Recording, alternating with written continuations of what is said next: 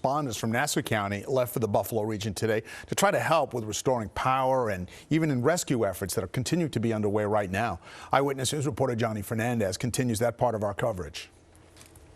As the sun rose over Christopher Morley Park in Nassau County, heavy-duty trucks were parked in preparation to help those in western New York after a winter storm paralyzed the area. We have here a small army to go out and help, and it consists of the following.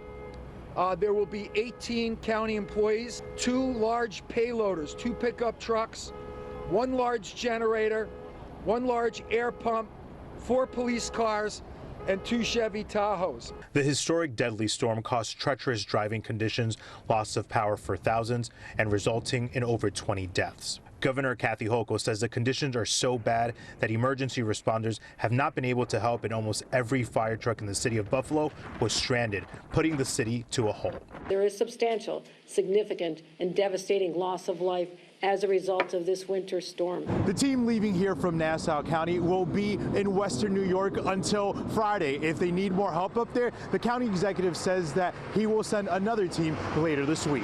The heavy equipment will help workers navigate through the heavy amount of snow and ice piled up from this weekend. The Argo vehicle is an 8x8 vehicle. It can go on land and in the water. It floats. It can do it. It's mostly going to be used for transporting, supporting the humanitarian mission. What it's going to do mostly is probably help people from their houses, help first responders get to certain places. Despite this being a dangerous mission, the county volunteers are bringing a relief that is much needed this holiday season.